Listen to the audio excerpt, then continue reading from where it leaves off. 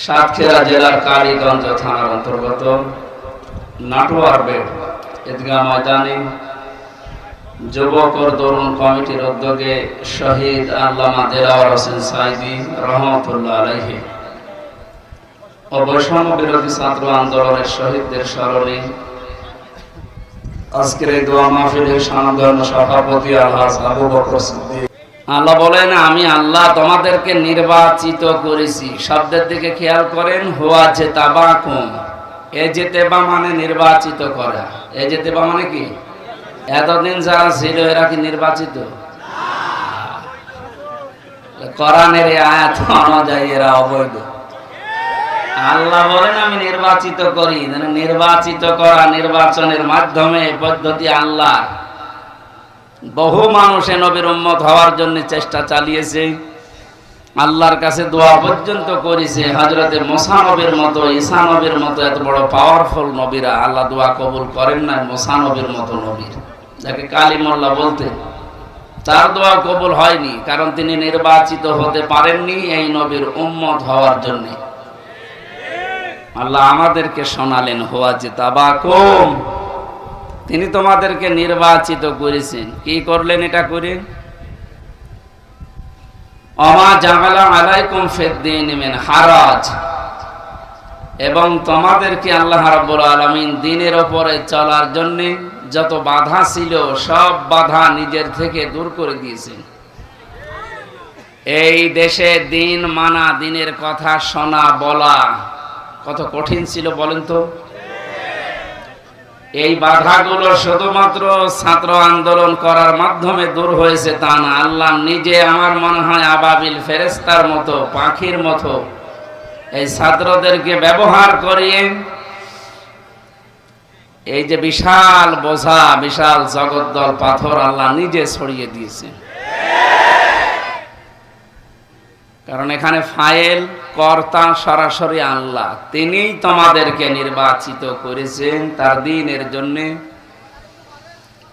এই 18.5 কোটি 19 কোটি মানুষ এখন আমরা এই দেশে বাস করি, সবাই কি তার দ্বীনের জন্য, ইসলামের জন্য নির্বাচিত হয়েছে? না, সবাইকে আল্লাহ এখনো পর্যন্ত কবুল করেনি। যাদেরকে করেছেন সৌভাগ্য তাদের। বাকি যাদের করে নাই, আল্লাহ যেন খুব তাড়াতাড়ি দ্বীনের ভেতরে তাদেরকে পরিপূর্ণ প্রবেশ করান। কারণ আমরা তো চেপে রেখে কথা বলতে পারি না। কয়েকদিন আগে একটা বক্তব্য দিয়েছিলাম যে কাফেরকে কাফের বলা লাগবে। কেউ যদি কাফেরকে কাফের মনে না করে তাহলে সেও কাফের। আল্লাহ যদি কাফের বলে কাউকে, তার আয়াত অস্বীকার করা নেই, তার অস্তিত্ব অস্বীকার করার কারণে এই ওয়াজ যদি আমার মুখ দিয়ে বের হয়, এ দোষ কি আমার না আল্লাহ? আমার।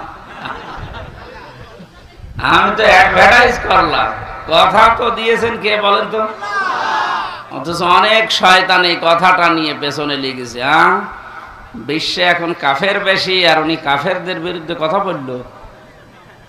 তাহলে আপনি আল্লাহকে জিজ্ঞাসা করেন তো, ঈমান নষ্ট হয়ে যাওয়ার, ভেঙে যাওয়ার যে কারণগুলো আছে 10টা, তার ভেতরে 9 নাম্বার কারণ এইটা। কেউ যদি কোনো অমুসলিমকে অমুসলিম মনে না করে, মনে করে এও আমাদের মতো, তাহলে আপনারও ঈমান থাকবে না। এটাকে আমি বানালাম। ওযু করেছেন, ওযু ভেঙে গেছে। কয় কারণে ওযু ভাঙে বলেন তো? 7 কারণে। কয় কারণে? একটা কারণ আপনার ভেতর থেকে এসেছে। এই যে রক্ত গড়িয়েছিল, এই জায়গায় জমা ছিল, গড়িয়ে পড়ে গেছে। যতক্ষণ জমা থাকে ওযু ভাঙে না, যদি গড়িয়ে পড়ে যায় ওযু ভেঙে যায়। এটা জানেন তো? এই যে নামাজ পড়ি আমরা, কিছুক্ষণ আগে নামাজ পড়ে আসলাম, নামাজও ভেঙে যায় 19টা কারণে। কয়টা কারণে? এর যে কোনো একটা কারণ যদি আপনার ভেতরে পাওয়া যায়, আপনার ওই নামাজ আর নামাজ থাকবে না নষ্ট হয়ে যাবে? এইগুলো যেমন সহজে বোঝে, ঈমানও যে ভেঙে যায়, নষ্ট হয়ে যায়, এটা বোঝেন না কেন? আল্লাহর কোন বিধানকে কেউ যদি অস্বীকার করে তার তো ঈমান ভেঙে যাবে। কেউ যদি অপছন্দ করে, যালিকা বিআন্নাহুম কারিহু মা আনজালাল্লাহু ফাআহবাতা আমালাহুম, সূরা মুহাম্মদের 9 নম্বর আয়াত। আল্লাহ বলেন আমি যেগুলো কোরআনে নাযিল করেছি এগুলো অস্বীকার করা না। কেউ যদি শুধু মন খারাপ করে, এত পারা যায়, সঙ্গে সঙ্গে ঈমান নষ্ট হয়ে যাবে। আর ওর যা ভালো কাজ ছিল পেছনে, দান সাদকা নামাজ রোজা যাই করেছিল ওগুলো সব আল্লাহ নষ্ট করে দেবে। এই জন্য কাফেরকে কাফের বলা লাগবে, এটা আমার ইমানের দাবি। আমি না তো ইমানই থাকবে না। এই কথা বলতে গেলে যদি এখন এই রাম বাম আর এই সালেমদের দোসররা উল্টা করে ওই কাফেরদেরকে বোঝা যে এই দেখো এ তোমাদের দেখতে পারি না, এর নামে মামলা দাও, একটা কথা হলো। মামলার আসামি তো 1 নম্বর হওয়া দরকার আল্লাহ। ওই ফতোয়া দিয়েছে তো আল্লাহ, আর ওটা অ্যাডভার্টাইজ করেছে প্রথমে নবীজি, তাহলে 2 নম্বর আসামি। ওনাদের কোনো আসামির তালিকায় নেই, যত নাম সব আমাদের। আমরা সেফে রেখে আমি আপনার মতো জালেম হব? এই জন্যই তো সেফে রাখা যায় না। এই যে পয়েন্ট আকার যে কথাগুলো বললাম, আপনি একটা কথাও খণ্ডন করেন তো। আল্লাহ বলেন আমি নির্বাচিত করি নির্বাচনের মাধ্যমে লক্ষ কোটি কোটি উম্মতের ভেতরে তোমাদেরকে আমি আল্লাহ নির্বাচিত করেছি। এই শব্দের ব্যাখ্যা যদি মনে হয় যে না এই নির্বাচন নির্বাচিত এই শব্দগুলো বাংলায় কোনে আছে কোরআনে, আপনি সূরা হজের 78 নম্বর আয়াতে যান। ওটা আরবিতে বললে আপনি বোঝেন না বলে তো বাংলা বললাম। এই শব্দকে যারা আজ গোপন করার জন্য রাতের নির্বাচন দিনে করে ফেলেছে, নাকি উল্টে গেছে, দিনের নির্বাচন রাত্রে করেছে, আপনি তো নির্বাচিত না, এই জন্যই তো আপনাকে মানুষ দেখতে পারে না।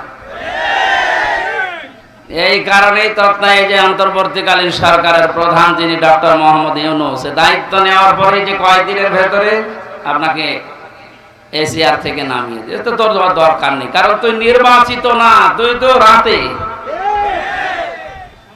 সবগুলো এমনকি একেবারে আসল জায়গা থেকে মেম্বার পর্যন্ত এখন আর নেই, সব শেষ না, কারণ এরা নির্বাচিত না। আর এই কারণে এই 17 বছরে সাতক্ষীরার ময়দানে কোরআনের কথাগুলো আলেমদেরকে মুখ খুলে বলতে দেয়নি। এই সাতক্ষীরায় বহুবার এসেছি কিন্তু উঠতে দেয়নি। আজকে আসেন তো, এই যে পাশে কোন থানা যেন, শ্যামনগর, শ্যামনগর না, ওখানে গাবোরা নামে এক ইউনিয়ন আছে, গাবোরা, ওই জায়গায় এসেছিলাম। লেলিন আল্লাহর আমার এই কথা বলতে দেয়নি। এখন শুনলাম পালিয়েছে। আপনি আজকে আসেন, আজকে আসেন, এই যে এই জায়গায় আসেন, বলেন যে কথা বলতে দেব না, দেখেন আপনার খেলা হবে। ডক্টর মোহাম্মদ ইউনূস ঘোষণা দিয়েছে গত পরশুদিন, বাংলাদেশের ভূখণ্ডে কোরআনের কথা আল্লাহর কথা বলতে কোনো ফেরেশতার পারমিশন নেওয়া লাগবে না। কিসের পারমিশন? কোরআনে কারীম পারমিশন দেবে যে আপনি কথা বলতে পারেন কিনা। যদি কোরআন বলে যে না আপনার কথা বলার যোগ্যতা নেই, আপনি কথা বলবেন না, চুপ করে থাকবেন, সেই আয়াতে আজকে পড়েছি সূরা বাকারার 124 নম্বর আয়াত। কথা কারা বলবে, সামনে কারা থাকবে, এই কথাগুলো আল্লাহ আমাদের কাছে জানাবে, আপনি জেনে তারপরে বাড়ি যাবেন। তাহলে আমরা যেহেতু সাতক্ষীরা, আপনারা মানুষ সাতক্ষীরার, আমিও খুলনা বিভাগের মানুষ, এই বিভাগের মানুষ। আমরা বাংলাদেশে যে মানুষগুলো কোরআনের পক্ষে থাকতে গিয়ে সবচাইতে বেশি জুলুমের শিকার হয়েছে, তার ভেতরে আপনাদের নাম আছে। ইত্তাকি দাওয়াতাল মাজলুম ফাইন্নাহা লাইসা বাইনাহু ওয়া বাইনাল্লাহি হিজাব, মুসলিম শরীফের হাদিস। আল্লাহর নবী বলেন তোমরা বেঁচে থাকবা, ভয় করবা, সতর্ক থাকবা মজলুমের বরদোয়া থেকে, কারণ মজলুমের বরদোয়া আর আল্লাহর ভেতরে কোনো পর্দা থাকে না। এই জালেমের বিদায়ের জন্য আমার মনে হয় মজলুমের বরদোয়া সবচাইতে বেশি কার্যকারী ভূমিকা পালন করেছে।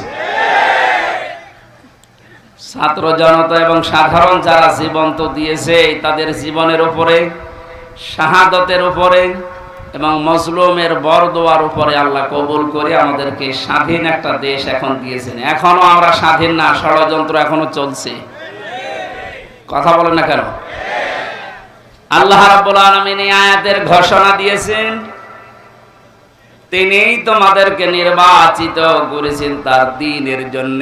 আর দ্বীনের উপরে চলতে গিয়ে, দ্বীনের কথা বলতে গিয়ে যে বাধা বিপত্তিগুলো আসবে, আল্লাহ নিজে ওইগুলো তার পক্ষ থেকে দূর করে দিয়েছেন। মিল্লাতা আবিকুম ইব্রাহিম হুয়া সাম্মাকুমুল মুসলিমিন। তোমাদের জাতির পিতা হযরত ইব্রাহিম আলাইহিস সালাম। কোরআনের আয়াতকে বাদ দিয়ে জোর করে যারা জাতির পিতা দাঁড় করিয়েছিলেন, একটা আওয়াজ দাঁড়িয়ে নেই, সব মিশে গেছে। এমনকি এক্সপ্রেসওয়ের নাম পর্যন্ত জনগণ এখন পাল্টিয়ে দিয়েছে জাতির পিতা ইব্রাহিম আলাইহিস সালাম এক্সপ্রেসওয়ে। খাবার পাশ দিয়ে একটা রোড গেছে, ইব্রাহিম খলিলুল্লাহ রোড। বাংলাদেশের বহু ব্রিজের নাম, বহু সেতুর নাম, বহু রোডের নাম এখন আমাদের যিনি আসল জাতির পিতা তার নামে নামকরণ অলরেডি হয়ে গেছে। এজন্য কোরআনের উপরে মাস্তানি করে কিছু চাপিয়ে দিতে যাবে না, ওটা টিকবে না। কথা বলেন না কেন? কোরআনে সূরা হজের ভেতরে আল্লাহ মূর্তির বিরুদ্ধে কথা বলেছিলেন যে মিথ্যা কথা থেকে বেঁচে থাকবা আর মূর্তি পূজা থেকে বেঁচে থাকবা। অথচ সেইটা জাতির উপরে মুশরিকদের কথা মতো অনেকেই চাপিয়ে দিয়ে মনে করেছিল অমর হয়ে যাবে। আমার তো এখন মনে হচ্ছে যত টাকা খরচ হয়েছিল এই ভুয়া জাতির পিতার জন্য, সব টাকাগুলো এখন পানিতে ফেলেছে। এগুলো যদি মানুষের জন্য খরচ করতেন, এই মানুষগুলোই এই লোকটার জন্য হয়তো দোয়া করলে আল্লাহ কবুল করলেও করতো, কিন্তু যা করলেন দোয়া করার মতো রাস্তা আর তো রাখলেন না, সব নষ্ট করে দিলেন। আমাদের যে নাম মুসলিম, আজ অনেকেই স্লোগান দিচ্ছে তুমি কে আমি কে, বাঙালি বাঙালি, এটা বলা জায়েজ নেই। আমাদের পরিচয় বাঙালি না, আমাদের পরিচয় মুসলিম। কথা বলেন না কেন? আর দেশ হিসাবে যেহেতু বাস করি এই দেশে, এই জন্য আমরা বাংলাদেশি। এই শব্দটাকে আমি বানালাম। কোরআনে কারিমে আল্লাহ যে আয়াতের মাঝের অংশে জানিয়েছেন হুয়া সাম্মাকুমুল মুসলিমিন, এই যে হুয়া এর ফাইল বা কর্তা হযরত ইব্রাহিম নবী। আমাদের যিনি জাতির পিতা তিনি আমাদের নাম দিয়েছেন যে তোমরা মুসলিম জাতি হিসাবে, তোমাদের নাম আমি মুসলমান, এটা রাখলাম। বলেন সুবহানাল্লাহ। এখান থেকে একটা মাসলা বের হয়। এই ছেলে এদিকে তাকা। যেখানে সেখানে মাহফিল নিয়ে তো ঝামেলাগুলো হয় এই কারণে, এরা জায়গাগুলো আসলে ঠিক মতো হয় না, তখন আলোচনাটাই উঠিয়ে যায়। আরে ভাই, ওয়াজি যদি শুনতে না পারে তো এসএসএমএস করে লাভ আছে? অন্তত কানে তো শুনতে পারছে। আবার কথা বলেন, এমনি গ্রাম্য মাইক নিয়েছে, কথা বন্ধ করেন।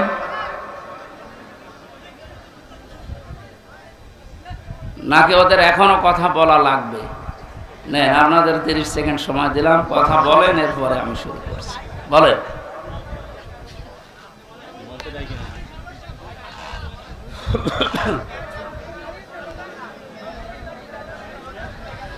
আমার ভাইরা, এখান থেকে যে মাসলাটা বের হয়, মা বোনেরা যারা বিভিন্ন জায়গায় বসে শুনতেছেন, আপনারও এখানে একটা দায়িত্ব বের হয়।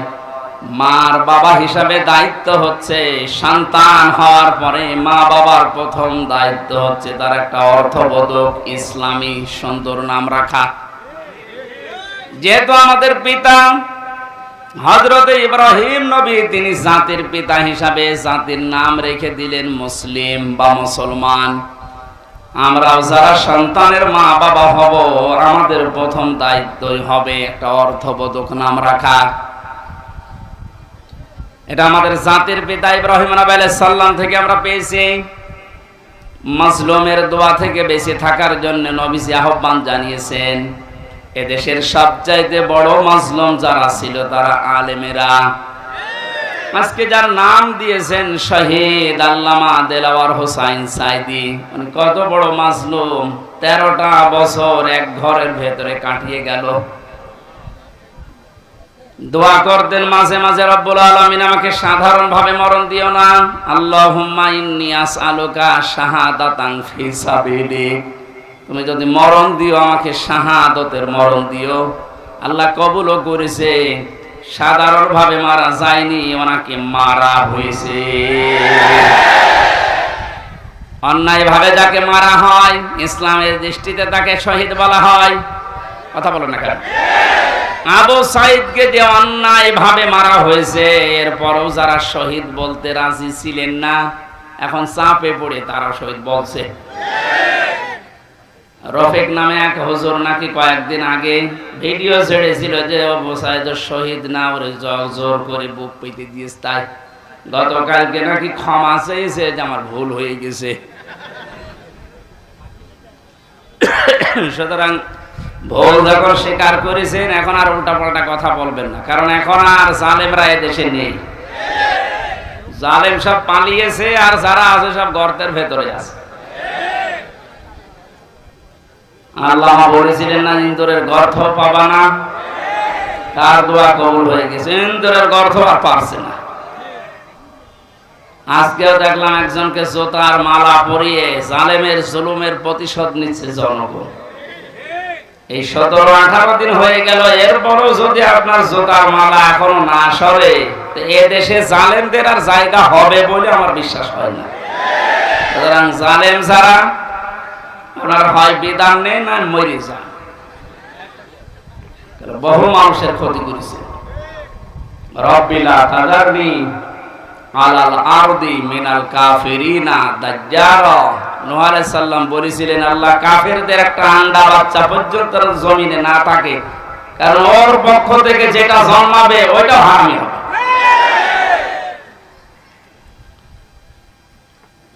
এই বড় মাজলুমের দোয়া কবুল হয়ে একবারে গিয়ে দিল্লি পড়েছে। আর একটা ছোট হুজুর আমার সাথে ছিল জেলখানায়, রফিকুল ইসলাম মাদানী। পিসকে হুজুর বলে, পিসকে না, ওর বয়স এখন 30 বছর। ও আমারে বলছিল, আমাকে যখন রিমান্ডে নিয়েছে প্রশাসন নিয়ে, হাতির ঝিলের রাত 12:30টার দিকে 1টার দিকে নিয়ে আমার পুরা উলঙ্গ করে হাতে সিগারেট লাগিয়ে একটা অর্ধ উলঙ্গ মেয়ে মানুষ আমার পাশে দাঁড় করিয়ে ছবি তুলিস, বলে যেটা ছেড়ে দেবো যে তুই এই চরিত্রের। বলছে হুজুর, ওই সময় আমি চোখের পানি ফেলে কেঁদেছিলাম। আর এক এসআই কে জিজ্ঞাসা করলাম যে ভাই, আপনারা যা করছেন আমার সাথে, এটা কি হারুন স্যার জানে? জানে না মানে? উনি তো করাচ্ছে, যেহেতু উনি মুসলিম। এই জন্য ছোট হুজুর দোয়া করেছে, আল্লাহ আমাকে যেভাবে সব উলঙ্গ করে ওরা দেখেছে, জাতিকেও দেখাবে বলে ওরা জানিয়ে গেল যে জাতিরে দেখাবো, তুমি অন্তত আর যাই করো হারুনকে ছেড়েও না। আল্লাহ এই জন্য ছাড়ে নাই। ওরে দুনিয়ায় আল্লাহ দেখায়নি, রাস্তায় বের হতে পারে না, বের হলে বলে 3 ইঞ্চি। শয়তানি করবে আর তোর ইজ্জত শেষ করে দিয়েছে। যেইগুলোই মুসলমানদের ইসলামের আলেমদের সাথে বিয়াদবি করেছে, প্রত্যেকের চরিত্র এখন ফাঁস হয়ে যাচ্ছে। বাংলাদেশে বহু জেলাতে এই মাইক এভাবে কেড়ে নিয়েছে এই জনগণ নামে এই জালেমগুলো। জনগণের নাম নিয়ে প্রতিনিধি হয়েছে, অথচ আল্লাহর কথা বলতে বলতে হঠাৎ করে মাইক কেড়ে নিয়ে আলেমকে গালি দেয়। এমন অপমান আল্লাহ এখন করছে, মুখ দেখানো দায় হয়ে গেছে তাদের। আমার মনে হয় হারুনের যে অবস্থা এখন, যে কয় ইঞ্চি বলে, ও ছোট হুজুরকে যা করেছিল তার চাইতে ডবল অপমান আল্লাহ করেনি। কারণ নবীজির হাদিস ছিল, মাজলুমের বরদোয়া আর আল্লাহর ভেতরে কোনো পর্দা নেই, সরাসরি কবুল হয়ে যায়। ও যদি সাতক্ষীরার এই ময়দানে, আমার ওর বাড়ি তো কিশোরগঞ্জে, সাতক্ষীরা জেলায় যদি এখন আসে, আর ওর চেহারা তো পরিচিত, ও কারো লাগবে না, ছেলে মেয়েরা যারা আছে পিটিয়ে মেরে ফেলবে। এটা এই ছোট হুজুরের বরদোয়া। বড়টার বরদোয়া কবুল হয়েছে, ছোটটারও কবুল হয়েছে। বড়টার বরদোয়া কবুল হয়ে দিল্লি পড়েছে, ছোটটার বরদোয়া কবুল হয়ে কয়েক ইঞ্চি বেরিয়ে গেছে। এখন এই মেজো যারা আমরা আছি, আমাদের দোয়া কবুল হবে না? যা করেছেন আমাদের সাথে আল্লাহ যেন ঠিক ওই রকম করে। এখন আপনি টের পাবেন কত অসহায় করে রেখেছিলেন মাটির নিচে। আমার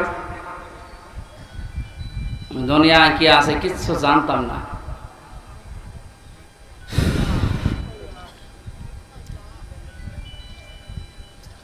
আমার ভাইরা, সাতক্ষীরার মানুষদেরকে, চাঁপাইনবাবগঞ্জের মানুষদেরকে, ঝিনাইদহ জেলার মানুষদেরকে বাংলাদেশের অন্যান্য মুসলমানেরা একটু বেশি ভালোবাসে করে, কারণ এরা ইসলামের জন্য যা হারিয়েছে আল্লাহ পাকের উদ্দেশ্যে যেন তাদেরকে জান্নাত দিয়ে পূরণ করে দেন। যে আল্লাহ আমাদেরকে কোরআনে কারিমের কিছু কথা শোনার জন্য, আমাদের জাতির পিতা ইব্রাহিম আলাইহিস সালামের জীবনী থেকে হক কথা শোনার জন্য ময়দানে নিয়ে আসলেন। দিনের বেলায় আমাদের কাজ ছিল, সব কাজ বাদ দিয়ে কোরআনের এই ময়দানে যিনি নিয়ে এসেছেন, বলেন আলহামদুলিল্লাহ। দরুদ আর সালাম পড়ছি আমাদের নবী মুহাম্মদ রাসূলুল্লাহ সাল্লাল্লাহু আলাইহি ওয়াসাল্লামের প্রতি। আমরা তেলাওয়াত করেছি সূরা বাকারার 124 নম্বর আয়াত। তাফসীর আকারে কথা বলবো, যেহেতু দোয়া হবে শহীদদের আত্মার মাগফিরাত কামনা। শহীদদের মাগফিরাত কামনা করার দরকার নেই, কারণ আল্লাহ তাদেরকে নিজে খাওয়াচ্ছে। ওয়ালা তাহসাবান্নাল্লাযীনা কুতিলু ফি সাবিলিল্লাহি আমওয়াতা বাল আহইয়াউন ইনদা রাব্বিহিম ইরযাকুন। সূরা আলে ইমরানের 169 নম্বর আয়াত। আল্লাহ পাক জানিয়েছেন, হে পৃথিবীর মানুষেরা, আমি আল্লাহ যাদেরকে শাহাদতের মর্যাদা দিয়েছি এদেরকে মৃত ভাববা না, বলবা না তো বলবাই না। ওয়ালা তাকুলু লিমা ইউকতালু ফি সাবিলিল্লাহি আমওয়াত। এই আয়াত দ্বারা আল্লাহ মুখের উপরে নোটিশ দিয়েছেন, শহীদদেরকে মরে গেছে কথা বলবা না। আর এই সূরা আলে ইমরান দিয়ে আল্লাহ জানিয়েছেন যে মনে মনে ধারণাও করবা না যে শহীদরা মারা গেছে, কারণ জীবন পর্যন্ত যে লোকটা জালেমের সামনে দিয়ে দিতে পারে, একে মারা গেছে মনে মনে বলাও গুনার কাজ। এই জন্য আল্লাহ ওয়ালা তাহসাবান্নাল্লাযীনা দিয়েছেন, মনে মনে ধারণাও করবা না। খুব দামি শব্দ এটা, যার তার নামের আগে শহীদ লাগিয়ে দিলেই হবে। সুতরাং মানুষগুলোকে আমরা ধারণা যেন না করি যে ওরা এমনি এমনি মারা গেছে। ওরা তো জীবিত, ওরা আমাদের চাইতে উত্তম খাবার আল্লাহর জান্নাতের ভেতরে খাচ্ছে। বালাহয়াউন ইনদা রাব্বিহিম ইরযাকুন। আল্লাহ বলেন ওরা জীবিত এবং আমি আল্লাহ নিজে ওদেরকে খাওয়াই। সুবহানাল্লাহ। আর যারে তারে আমি বদ থেকে ধরে এনে শাহাদাতের মর্যাদা দিয়ে দেব, বিষয়টা এমন না। আলিয়ালামাল্লাহুল্লাযীনা আমানু ওয়া ইয়াত্তাখিযা মিনকুম শুহাদা আল্লাহু লা ইউহিব্বুজ জালিমিন।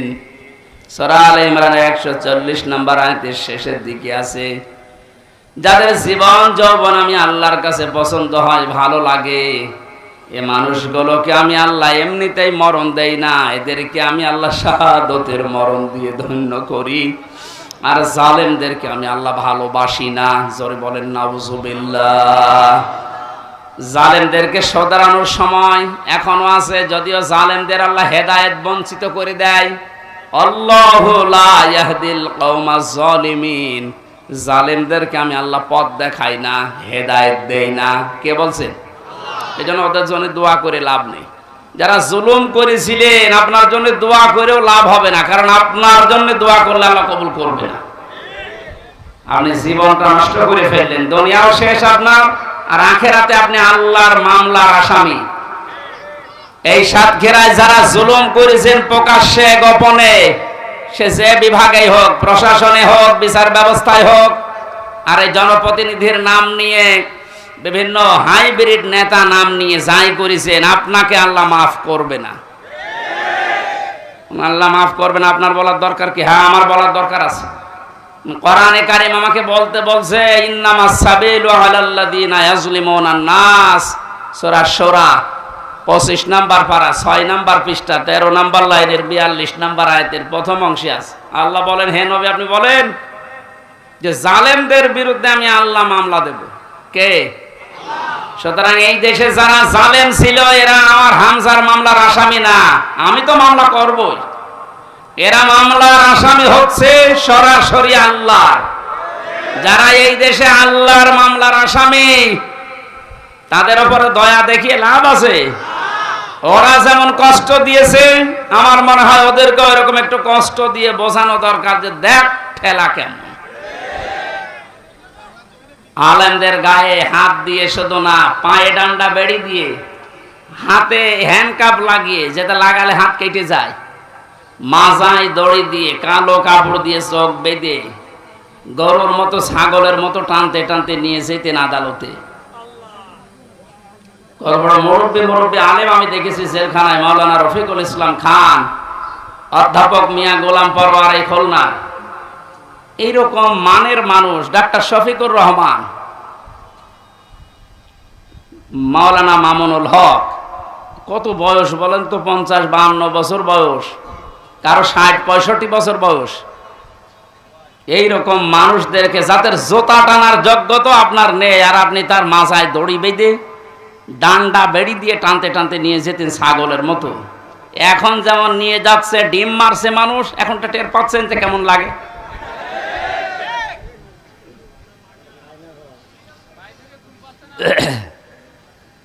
এখন যে শয়তানগুলো রিমান্ডে আছে, কয়েকদিনের পত্রিকা এবং এই যে ভিডিও আসতেছে, রিমান্ডে এখন তো আমাদের মতো কষ্ট এদের দিতে দিচ্ছে না, আদালত নাকি বলে দিয়েছে ওইসব দরকার নেই, খালি এমনি জিজ্ঞাসা করবেন। শুধু জিজ্ঞাসা করছে তাই নাকি কাঁদছে।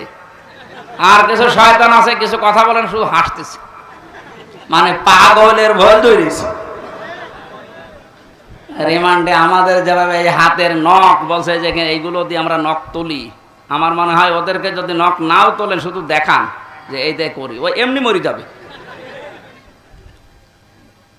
আমার ওই কাছের ঘরের ভেতরে মাটির নিচে যখন ওই যন্ত্রপাতিগুলো বের করে বলছিল যে এই দেখেন এইগুলো দিয়ে আমরা নখ তুলি, বলেন তো সব ওরা আর আমি একা, পৃথিবীর কেউ জানে না, সব থেকে বিচ্ছিন্ন। কেমন লাগে ওই সময়? আর আপনাদের তো তাও আদালত বলেছে না কিছু বলবেন না, শুধু একটু জিজ্ঞাসা করবেন। জিজ্ঞাসা করলে আপনি কাঁদতেছেন।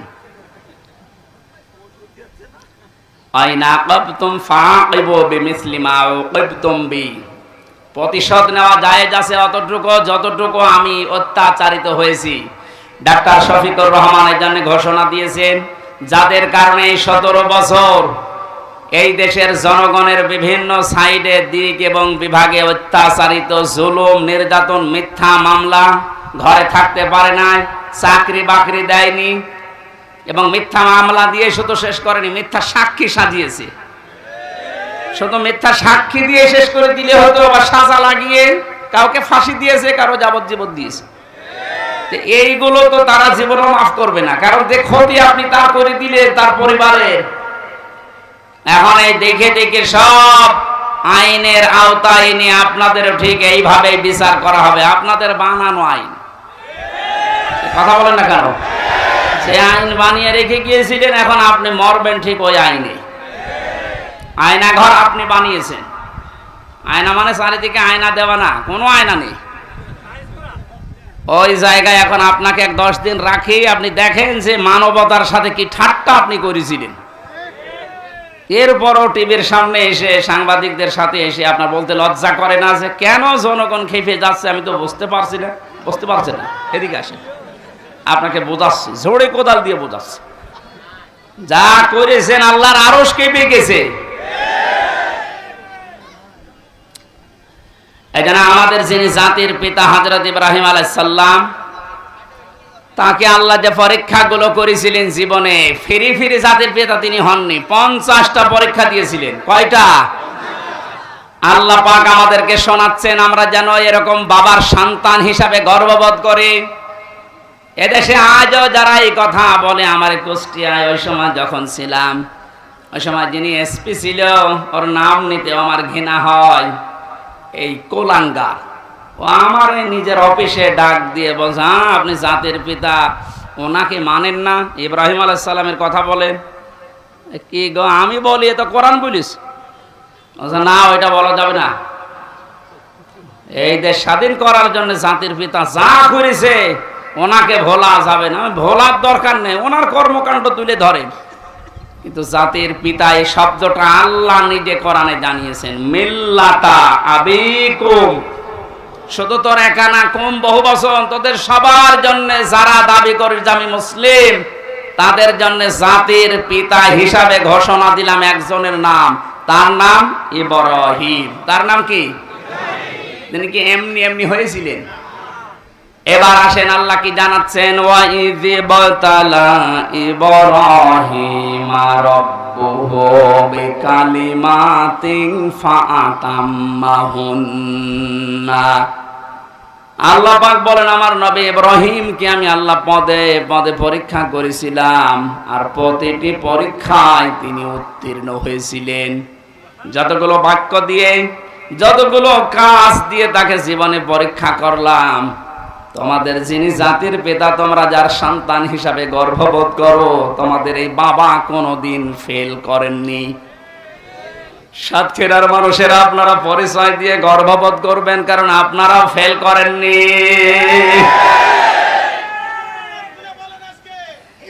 বাংলাদেশের বহু জেলার লোকেরা ফেল করে গেছে, বিশেষ করে গোপালগঞ্জের ফেল হয়ে গেছে।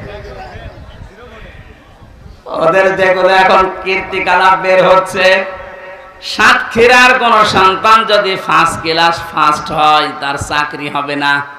আর গোপালগঞ্জে বাড়ি হলে আমার মনে হয় 2 পয়েন্ট পেয়েছে, চাকরি পেতে দেরি হয় না।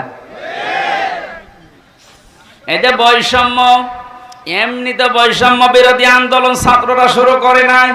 সব জায়গায় যখন দেখেছে বৈষম্য, তখন ওরা করবে কি? আহ্বান জানাচ্ছি, যেহেতু রাষ্ট্র সংস্কার এখন চলছে, এই জালেম এবং জালেমদের দোসর যারা, তাদেরকেও এখন সংস্কার করা দরকার।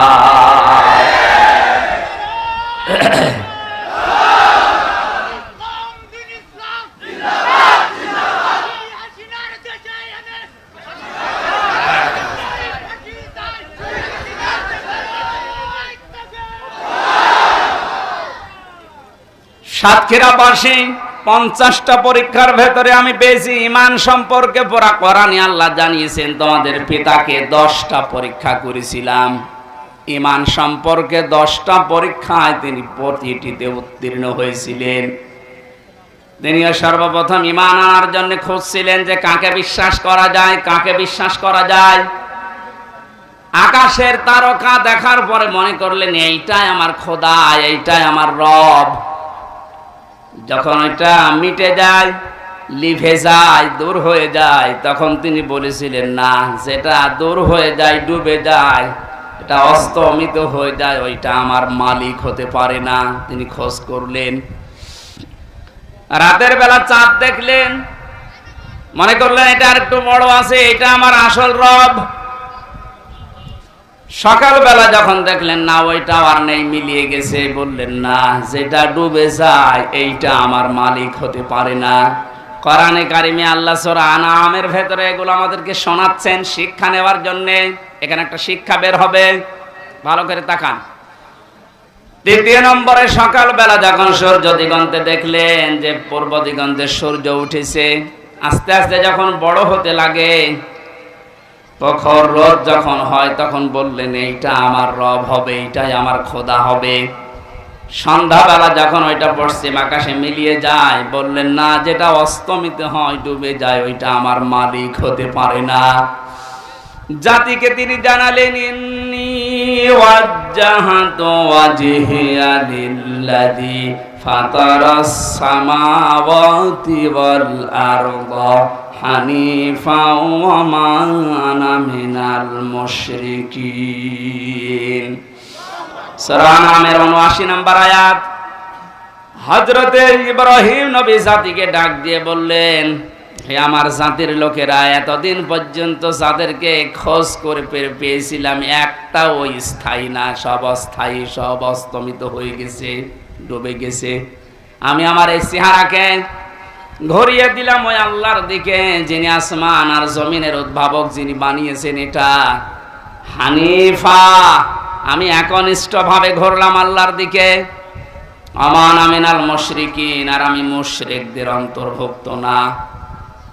আমাদের জাতির পিতা তিনি শিরিক থেকে মুক্ত হয়ে ঘোষণা দিলেন যে আমি মুশরিক না, অথচ এই দেশে কত অবৈধ সন্তানেরা বিভিন্ন মুশরিকদেরকে খুশি করার জন্য জাতিকে প্রকাশ্য শিরিক করিয়েছে, মুশরিক বানিয়েছে।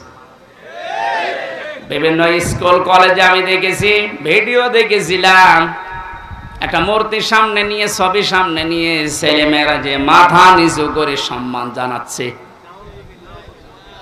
অথচ আল্লাহর নবী জানিয়েছেন লা ইয়াদখুলুল জান্নাতা লা তাদখুলুল মালায়েকা বাইতান ফিহি কালবুন আও তাসাবির।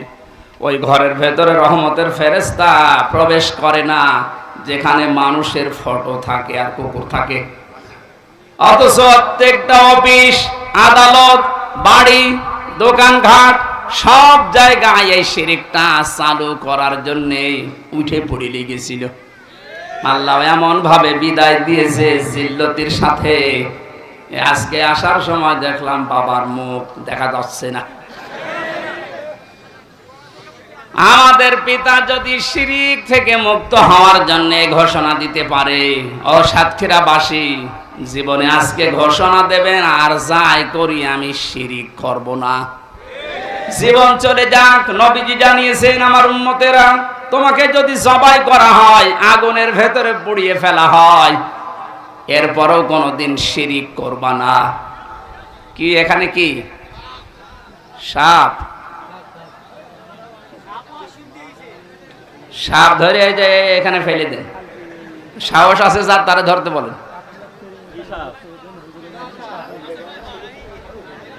ও ধোড়া সাপ আর কি, ওর রওশনের সাদের মতো, আর জীবন যৌবন সব শেষ।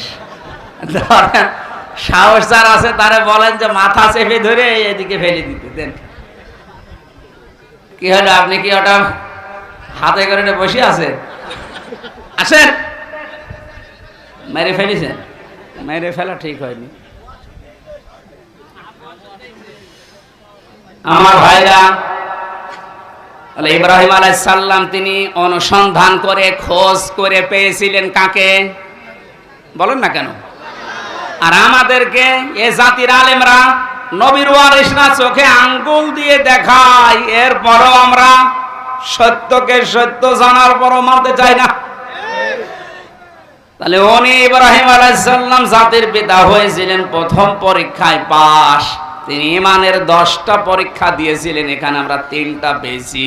একটা তারকা দিয়ে, একটা চন্দ্র দিয়ে, আর একটা সূর্য দিয়ে।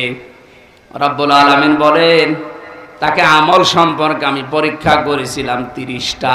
প্রতিটি আমলে হযরত ইব্রাহিম আলাইহিস সালাম তিনি পাস করেছিলেন। জোরে বলেন সুবহানাল্লাহ। হযরত ইব্রাহিম আলাইহিস সালাম যে 30টা পরীক্ষা দিলেন আমলের, এটা সূরা তাওবার ভেতরে পেয়েছি 112 নম্বর আয়াতে 10টা, সূরা মুমিনুনের 1 থেকে 10 নম্বর আয়াত পর্যন্ত 10টা, সূরা আহজাবের 35 নম্বর আয়াতে 10টা। এখন তাফসীর আকারে যদি এক একটা পয়েন্টের উপরে বলতে যাই অন্তত 3 দিন সময় লাগবে। এজন্য সামারাইজ করে বলছি, আমরা যদি হযরত ইব্রাহিম নবীর মতো আমলেও পাস করতে চাই, সূরা তাওবা, সূরা মুমিনুন, সূরা আহজাবের যে আয়াত নাম্বার বললাম, এইগুলো অবশ্যই আপনাকে জীবনে মিলিয়ে দেখাতে হবে। আল্লাহ আমাদেরকে প্রতিটা বিষয় আমাদের প্র্যাকটিক্যাল লাইফে মেলানোর তৌফিক দিন, কারণ আমরা যোগ্য বাবার যোগ্য সন্তান হতে চাই।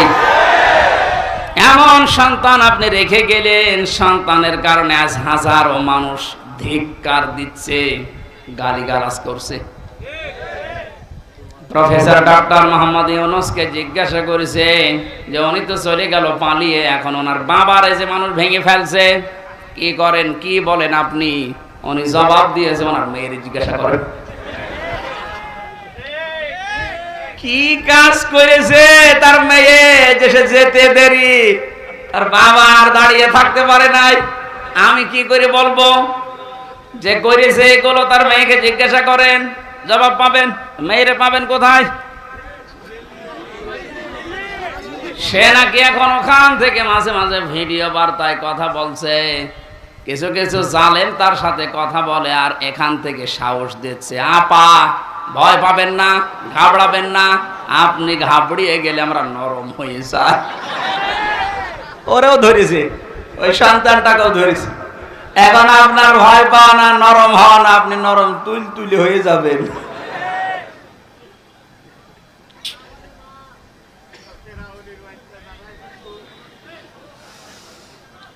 এরপরে পেয়েছি ফিতরাত বা স্বভাব সম্পর্কে তিনি 10টা পরীক্ষা করেছিলেন। এটা মারেফুল কোরআন, তাফসিরে হাক্কানি, এগুলোতে পাবেন।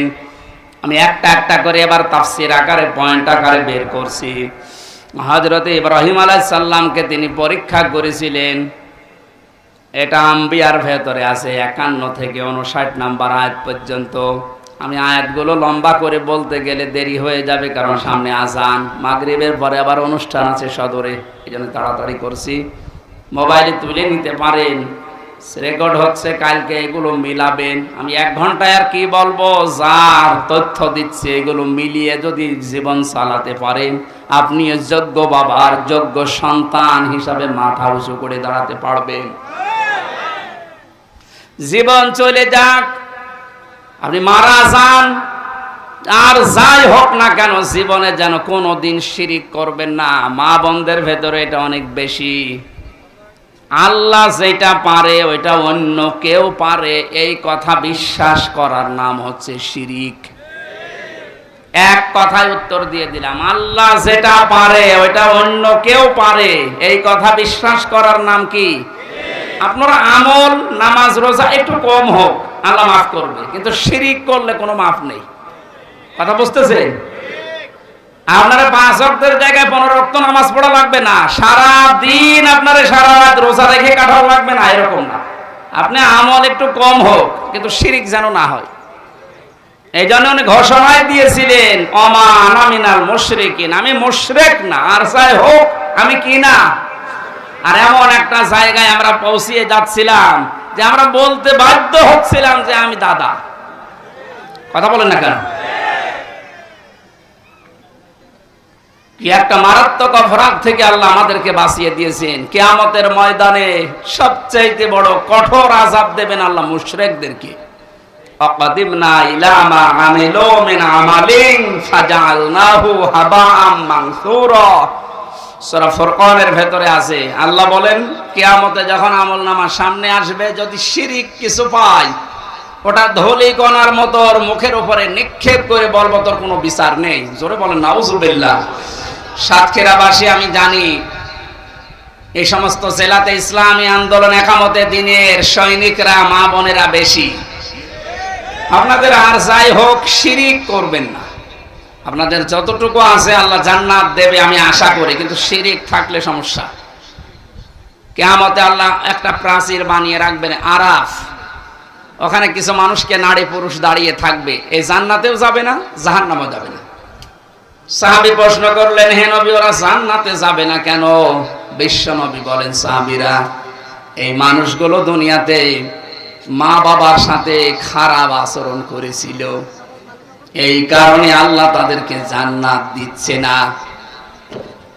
যারা এখানে আছেন হাতে পায়ে ধরে বলছে আমল কম হোক, আখলিস দীনাকা ইয়াকফিকাল আমালুল কলিল, তোর ঈমানটা খাঁটি করবে, নির্ভেজাল করবে, শিরিক মুক্ত করবি, আমল কম হলো আল্লাহ তোরে জান্নাতে দিয়ে দেবে।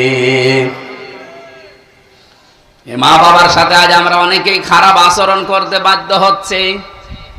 এর পেছনে যারা কল কাটি নাড়ায় তারা অধিকাংশ পরিবারে খোঁজ খবর নিয়ে দেখলে দেখা যায় তার স্ত্রী দায়ী। এই কথা বলেন না।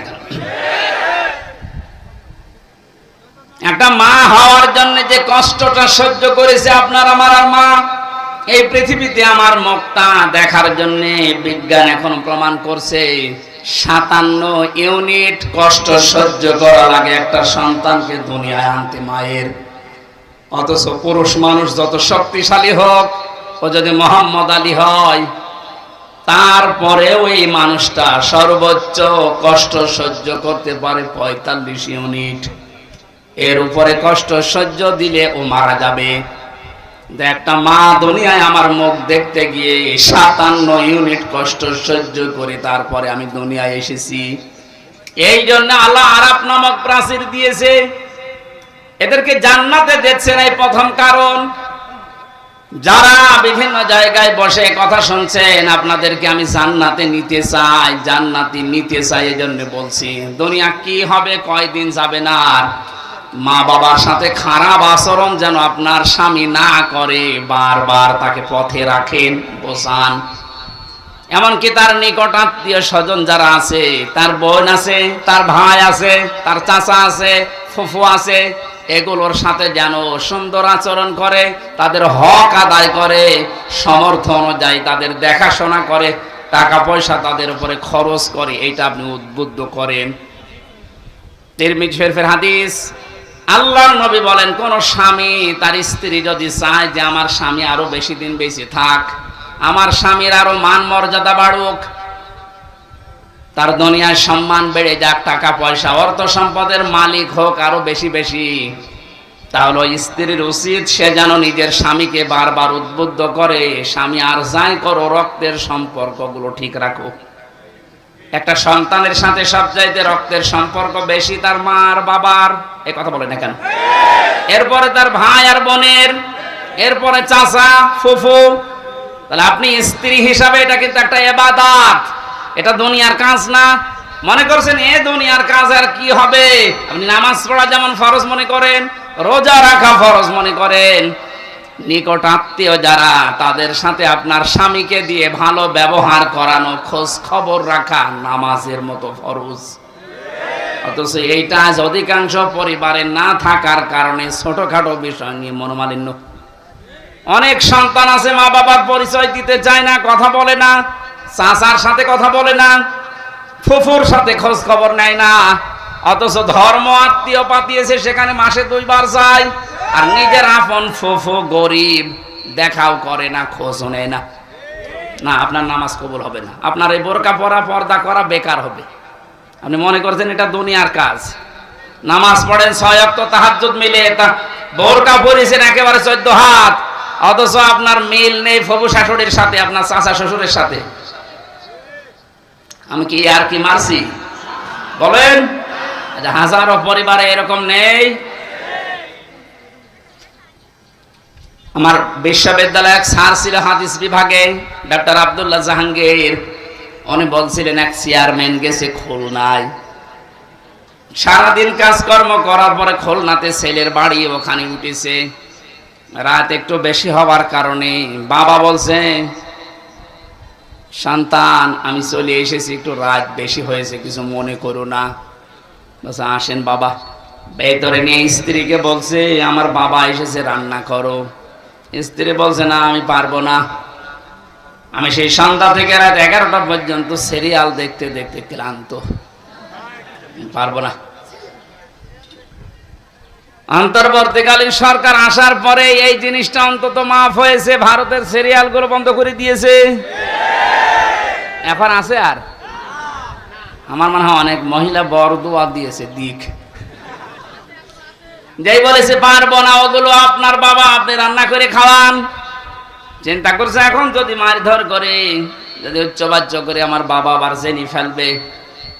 ঠিক আছে, কিছু না বলে বাবাকে বলছে আব্বা তুমি কি খেয়ে এসেছো? ছেলের বাড়ি কেউ খেয়ে যায়? ও তো সব কথা শুনে ফেলেছে, লজ্জার খাতিরে বলছে ঠিক আছে খাওয়া লাগবে না, আমি খেয়ে এসেছি। রাত 12:30টায়, মাত্র 1.5 ঘন্টা পরে এসেছে। আর একটা ছেলে এসে কলিং বেল চাপ দিয়েছে, বাইরে যেয়ে দেখে ওর ছোট শালা। বলছে দোলা ভাই চলে আসলাম, আসো তোমার দিয়ে খেলা শুরু হবে। স্ত্রীকে বলছে ওঠো, না তোমার ভাই এসেছে, এবার উঠিছে। আমি একটু বাড়িয়ে বলছি না, ভাই এসেছে এবার উঠে রান্না বান্না করলেন। আগের যেটা ছিল ওইটাও যদি এই আচরণ করতেন, আমার মনে হয় কোন সংসারে বাংলাদেশে আলাদা হইতো না। আপনার মনটা এত ছোট কেন? একটু বড় করতে পারেন না? আর শুধু এই ক্ষেত্রে স্ত্রীরই দোষ না, অনেক মা বাবা আছে নিজের মেয়ের ভুল হলে মাফ করে দেয়। আর পুত্রবধূ একটা লোকের মেয়ে, ওর পান থেকে চুন খসলে আগে ছেলের কানে কানে তুলে দেয়। এটা মা বাবা না, এটা ডাইনি। এ মরণের সময় বেঈমান হয়ে মারা যাবে, শ্বশুর শাশুড়ি ঈমান পাবে না। কারণ কষ্ট দিয়েছে মানুষকে। কাকে? যার অধিকার নষ্ট করেছেন, কষ্ট দিয়েছেন, আগে তার কাছে মাফ চাবেন। সে যদি মন থেকে মাফ করে দেয়, এরপরে আল্লাহ মাফ করবে। সুতরাং এরকম শ্বশুর শাশুড়ি এই ডাইনি মার্কা আছে না নেই? কারা আছেন এরকম? হাত তোলেন তো। একজন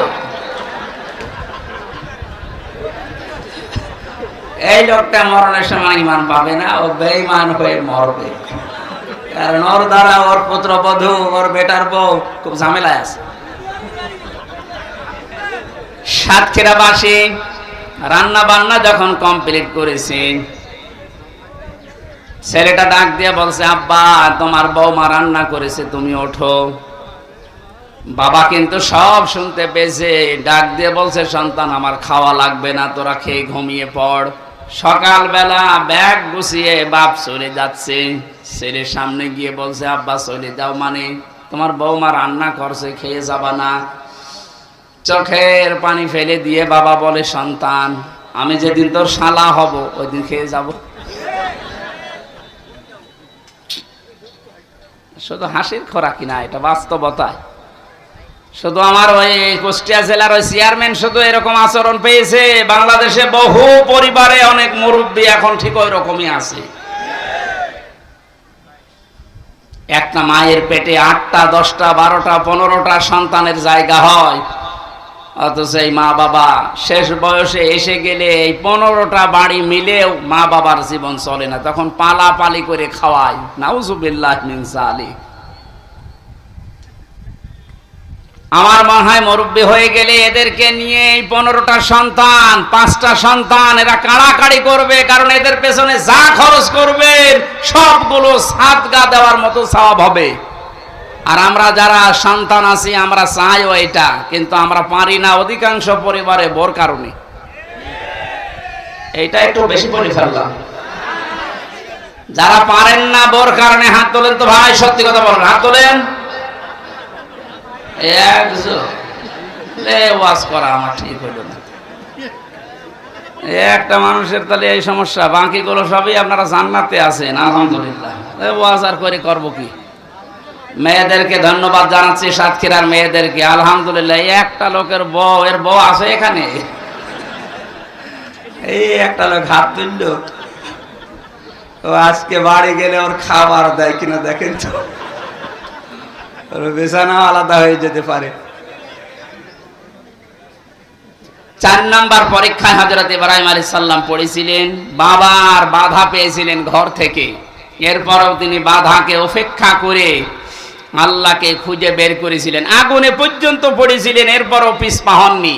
এরকম ইব্রাহিম নবীর সন্তানদের জীবনের সামনে পদে পদে পরীক্ষা আসতে পারে। ঘর থেকে, বাবার কাছ থেকে, মায়ের কাছ থেকে, স্ত্রীর কাছ থেকেও বাধা আসতে পারে। দিনের উপরে চলতে গিয়ে পিছপা হওয়া যাবে? এই পয়েন্টটা আমার নিজের দিকে তাকিয়ে বলছি, আমিও যেন পিছপা না হই। দুনিয়া একদিকে যাক, ইসলাম থাকবে আমার সামনে ইনশাআল্লাহ। দিন কায়েম করা এটা আমার জীবনের মূল লক্ষ্য এবং আসল কাজ। এটা জীবনের মেন কাজই এইটা। পৃথিবীর প্রত্যেকটা নবীকে আল্লাহ বলেছিলেন আনা কাইমুদ্দিন, যে আমার ইসলাম কায়েম করেন। এ বিষয়ে কোনো মতপার্থক্য করবেন না, কারো বাধা মানবেন না। সুতরাং আমরা যেহেতু এই যে পৃথিবীতে দিনের খাদেম, কামলা, লেবার, যতদিন পর্যন্ত জীবনের শেষ দিন না আসে, বেতন হিসাবে জান্নাত পেয়েছি এ ঘোষণা না পাই, ততদিন পর্যন্ত আমাদের কোনো থামাথামি নেই। নামাজ যেমন ফরজ মনে করে পড়ি, রোজা যেমন ফরজ মনে করে রাখি, দিন কায়েম করব, আন্দোলন করব, এইটাও ফরজ মনে করি। আল্লাহ আমাদেরকে ওই রকম ঈমান তুমি ইব্রাহিম নবীর মতো দান করো। সমাজের বাধা পেয়েছিলেন, রাষ্ট্রের বাধা পেয়েছিলেন, বনবাসে পর্যন্ত গিয়েছিলেন। আমি তাফসিরের প্রায় 22-23টা তাফসির থেকে নোট করেছি, সবগুলো বলতে গেলে সময় পাচ্ছি না। হিজরতের পরীক্ষা দিয়েছিলেন, জবাই করেছিলেন সন্তানকে, প্রত্যেকটার শেষে কোরআনের আয়াত সেট করেছি। এরপরে কাবা নির্মাণ করে পরীক্ষা দিয়েছিলেন আল্লাহকে, হজের 26 নম্বর আয়াতে আছে, ফিতরাত সম্পর্কে তিনি পরীক্ষা দিয়েছিলেন 10টা, এই মাথার ভেতরে 5টা, নাকে পানি দেওয়া এই কাজটা ছিল না, এই জন্যে আল্লাহ করোনা দিয়েছিলেন। বহু বিমানবন্দরে আমি দেখেছিলাম, অমুসলিম বিমানবন্দরে যে সমস্ত দেশে ওরা পানির ব্যবহার করতো না, টিস্যু, শুধু টিস্যু দিত, এমনকি টয়লেট করার পরও টিস্যু। আল্লাহ এমন সিস্টেম করে দিয়েছে, নাকে পানি দিবি না, প্রতিদিন নাকে পানি অন্তত 5 বার করে দে। করোনা নামে যে রোগ, এটা আস্তে আস্তে দূর হয়ে যাবে। এটা আল্লাহ দিয়েছিলেন মনে হয় এই ইব্রাহিম নবীর এই ফিতরাতের প্রথম যে কাজটা ছিল নাকে পানি দেওয়া। কত রকমের জার্ম দিনের ভেতরে আপনার নাক দিয়ে যায়, যত পরিষ্কার থাকবে তত রোগ থেকে আল্লাহ আপনাকে বাঁচাবে। এটা বিজ্ঞানসম্মত। 2 নম্বরে প্রতিদিন অন্তত কারণে অকারণে কুলি করবেন। মুখের ভেতরে যে সমস্ত জার্মগুলো আছে কুলি করার দ্বারা আল্লাহ দূর করে দেয়। আমাদের জাতির পিতা ইব্রাহিম থেকে এগুলো পাওয়া। 3 নম্বরে তিনি মেসাক করতেন, হয় মেসাক করবেন কোনো ডাল, কাঁচা ডাল দিয়ে, তাহলে দাঁত ভালো থাকবে। যদি এরকম ব্যবস্থা না হয় ব্রাশ ব্যবহার করতে পারেন। 4 নম্বরে তিনি গোঁফ দাড়ি কাটতেন, কিন্তু মুষ্টির ওপরে। প্রত্যেকটি নবীর দাড়ি ছিল 1 মুষ্টির নিচে।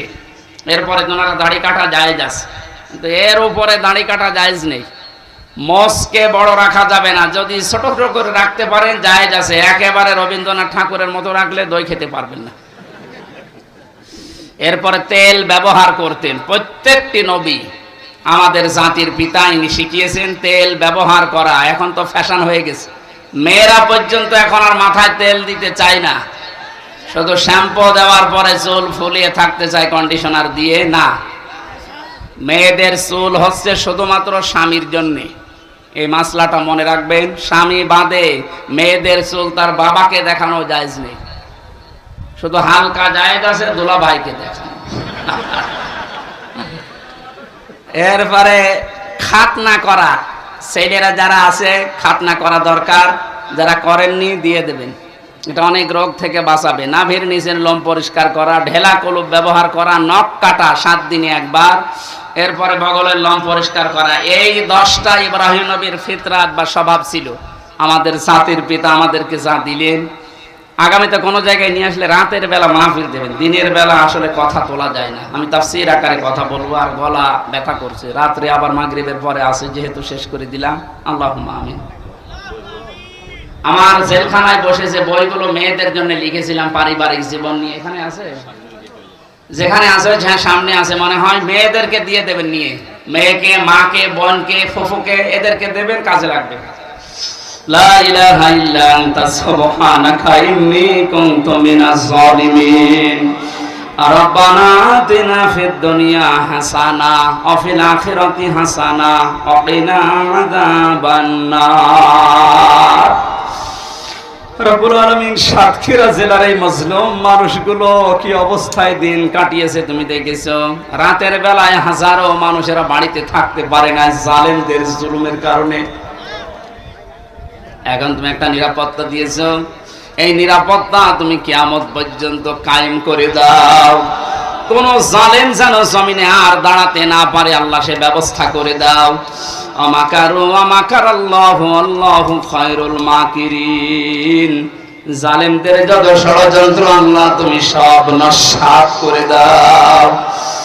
ফাইন তাওয়াল্লাহু ফাকুল হাসবিয়াল্লাহ লা ইলাহা ইল্লা হু আলাইহি তাওয়াক্কালতু ওয়া হুয়া রাব্বুল আরশিল আযীম।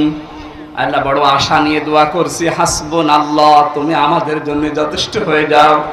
হাসবুনাল্লাহু ওয়া নি'মাল ওয়াকিল, নি'মাল মাওলা ওয়া নি'মান নাসীর।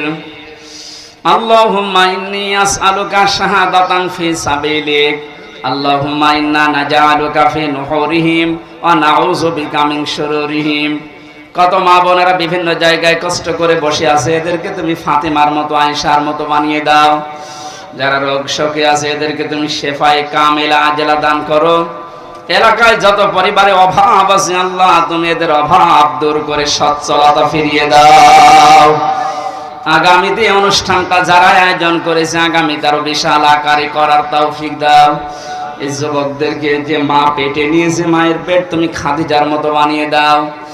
শহীদ আল্লামা দেলাওয়ার হোসেন সাইদি সহ বৈষম্য বিরোধী আন্দোলনে যে ছাত্র ভাই বোনেরা জীবন দিয়ে গেল, শাহাদতের সর্বোচ্চ মাকাম দান করো আল্লাহ তাআলা।